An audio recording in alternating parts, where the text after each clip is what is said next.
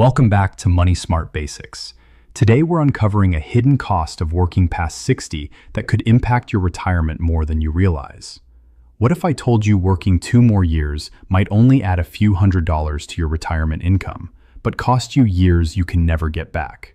That may sound hard to believe, because most of us have been taught the longer you work, the safer you are. Work a little longer, save a little more, delay retirement just 1 more year. But what if that advice is incomplete?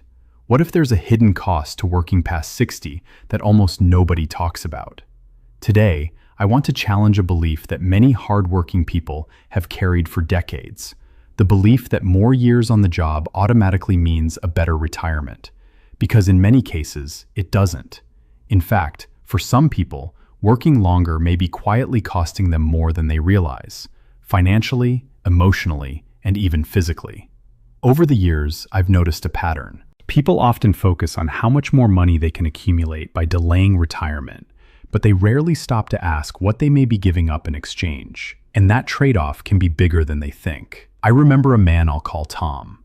Tom was 62 years old, disciplined, responsible, the kind of person who had done all the right things, saved faithfully, paid attention to retirement planning, watched expenses, avoided major mistakes. But Tom was convinced he needed to work 2 more years before retiring.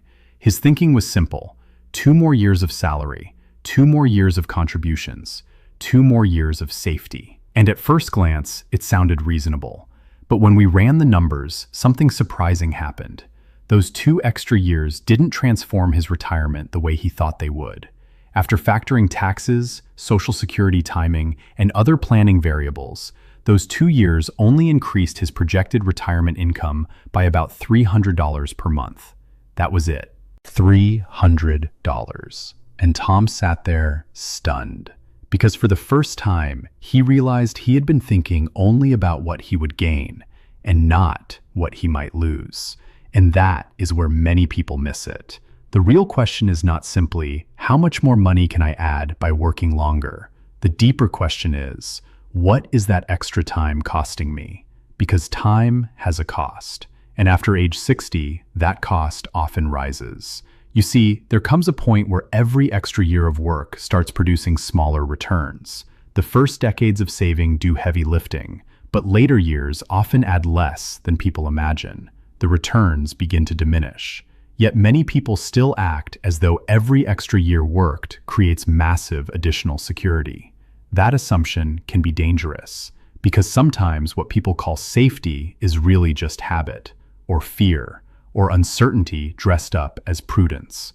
And I understand that fear. Running out of money is a serious concern. But there is another risk people rarely talk about: running out of time.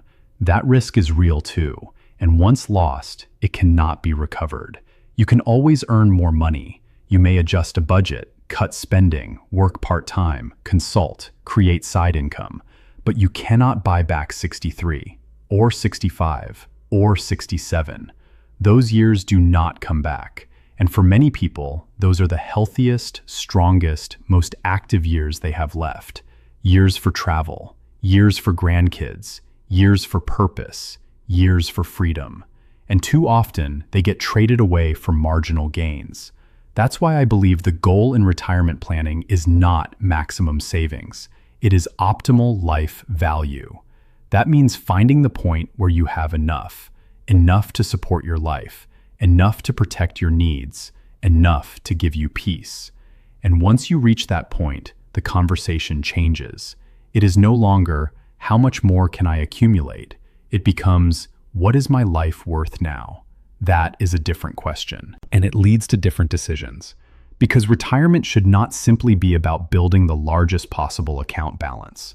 It should be about using your resources to create a meaningful life while you can still enjoy it.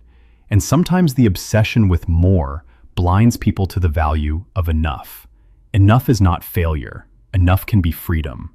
Think about how many people spend decades climbing, accumulating, postponing, only to arrive at retirement too tired, too stressed, or too limited to enjoy what they spent years building. That's a tragedy, and it happens more than people realize. I want you to think about something. If working 2 more years adds only a modest financial improvement, but costs 2 healthy years. Was that trade worth it? That's not a math question. That's a life question. And most people never calculate it. They only see one side of the ledger, the dollars, not the years. But the years count too.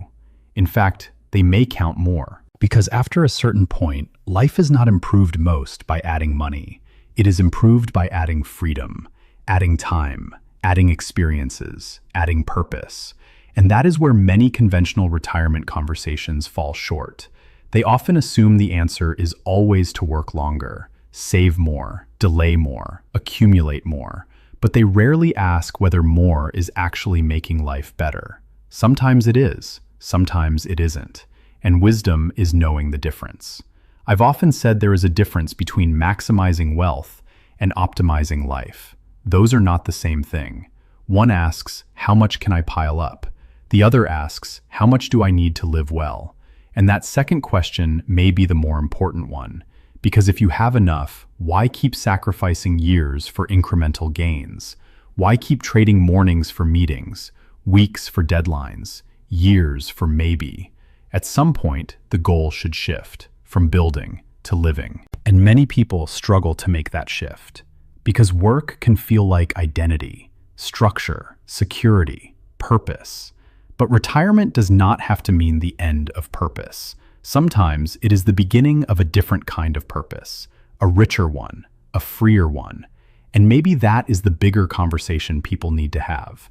Not just, can I afford to retire? But, can I afford not to? That may be the question few are asking. And it may be the question that changes everything. Because once you start seeing retirement not simply as a financial event, but as a life decision, your thinking begins to change. You stop chasing arbitrary numbers and start focusing on what really matters: health, time, relationships, freedom, purpose. And that is where better decisions begin. Because success in retirement is not measured only by how much money is left when you die. It may be measured by how fully you lived while you were here. And if that resonates with you, stay with me. Because what many people overlook next may be even more costly than the financial side. Because the hidden cost of working longer doesn't stop with money. It may be showing up in your health. And that is where this conversation gets even more important. If this message made you think differently about retirement, hit the like button, subscribe to Money Smart Basics, and in the comments type, "Enough is freedom," if you believe retirement is about life, not just money. I want to invite you to go deeper. I created both the book and companion workbook, Debt Free in Jesus' Name, to help you move from information to real transformation.